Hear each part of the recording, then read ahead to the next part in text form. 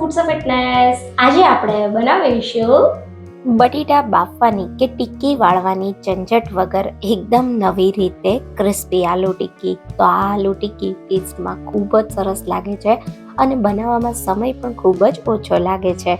સાથે તમે આને ખૂબ જ ઓછા તેલમાં તૈયાર કરી શકો છો. તો ચાલો રેસીપી શરૂ કરીએ. તો હવે સૌથી પહેલા એકદમ ટેસ્ટી ક્રિસ્પી કુરકુરી આલુ ટિક્કી બનાવવા માટે અહીંયા મેં 4 મીડિયમ સાઇઝના કાચા બટેટા લીધા છે.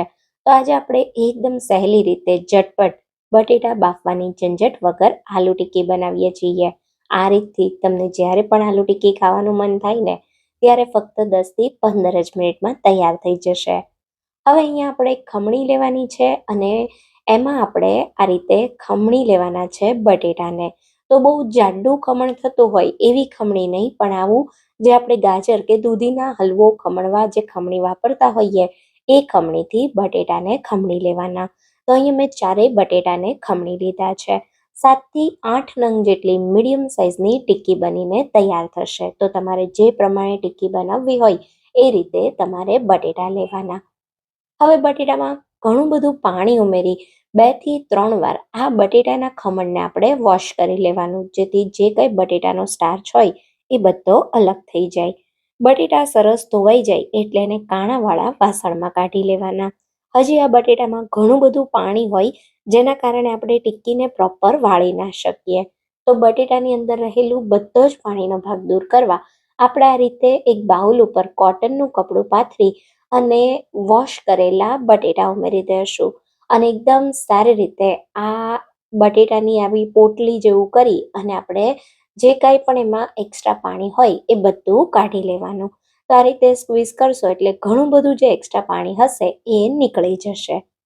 તો અહીંયા આ ટિક્કી બનાવવા માટે તમારે બટેટા આવા એકદમ ડ્રાય જોશે, અંદર તમારે બિલકુલ પાણીનો ભાગ ન રહેવો જોઈએ. તો આ પ્રોસેસને તમારે બિલકુલ સ્કીપ નહીં કરવાની. બટેટા સરસ મજાના ડ્રાય થઈ જાય એટલે આપણે એને એક મોટા અને પોળા વાસણમાં કાઢી લેશું. હવે થોડા બાઇન્ડિંગ માટે આપણે 4 મોટી ચમચી જેટલો કોર્નફ્લોર લેશું. જો વ્રત કે ઉપવાસમાં ખાવા બનાવતા હોય તો કોર્નફ્લોરની જગ્યાએ આરારોટ વાપરવાનો. હવે અહીંયા 1 ઇંચ છીણેલા આદુનો ટુકડો ઉમેરીશું અને 2 ઝીણા કાપેલા તીખા લીલા મરચાં, સાથે 1/2 ટીસ્પૂન જેટલું અથવા સ્વાદ પ્રમાણે મીઠું ઉમેરીશું અને 1 ટેબલ સ્પૂન જેટલો મરી પાવડર ઉમેરીશું. તો હું આમાં બીજા કોઈ જ મસાલા નથી ઉમેરતી. તો હવે બધી જ વસ્તુને સારી રીતે આપણે મિક્સ કરી લેશું. તો તમે જોઈ શકો છો બધી જ વસ્તુ એકદમ સારી રીતે મિક્સ થઈ ગઈ છે. 1 થી 2 મિનિટ મિક્સ કરશો એટલે મિશ્રણમાં બાઇન્ડિંગ આવવા માંડશે. તો અહીંયા તમે આ રીતે થોડું થોડું મિશ્રણ હાથમાં લઈ અને ટિક્કીનો શેપ બનાવી શકો છો. અને જો આ રીતે ન વાળવી હોય તો આજે હું તમને ટિક્કી બનાવવાની એકદમ સહેલી રીત બતાવું છું, જેના માટે આપણા બધાના ઘરમાં આ રીતે નાની ચાની પ્લેટ હોય જ છે. તો બસ એની અંદર આપણે આ રીતે થોડું મિશ્રણ ઉમેરવાનું અને એને એકદમ સારી રીતે પ્રેસ કરી દેવાનું.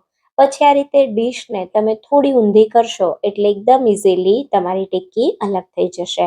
ખૂબ જ પરફેક્ટ એવું બાઇન્ડિંગ પણ આવશે અને સરસ મજાની ટિક્કી વળાઈ જશે. તો આ રીતે આપણે એક ટિક્કી વાળતા જવાની અને મીડિયમ ગરમ તેલમાં એને શેલો ફ્રાય કરવા રાખી દેવાની. આ ટિક્કી તમારે ડીપ ફ્રાય નહીં કરવાની, શેલો ફ્રાય જ કરવાની. અત્યારે મેં એક સાથે લગભગ 1/2 કપ જેટલું તેલ લીધું છે અને હું એક સાથે 5 થી 6 ટિક્કીને શેલો ફ્રાય કરું છું. તમે આને એકદમ ઓછા તેલમાં પણ શેલો ફ્રાય કરી શકો છો. તો ટિક્કી ઉમેર્યા પછી તમારે ગેસને મીડિયમ કરી દેવાનો અને બંને બાજુથી એકદમ ક્રિસ્પી ગોલ્ડન બ્રાઉન થાય ત્યાં સુધી થવા દેવાની. તો એક બાજુથી ટિક્કીને થતાં લગભગ 3 થી 4 મિનિટ જેટલો સમય લાગે. પછી આ રીતે કાંટા ચમચીથી સાઈડને પલટાવી દેવાની અને બીજી બાજુ પણ આવી ક્રિસ્પી થાય ત્યાં સુધી થવા દેશું.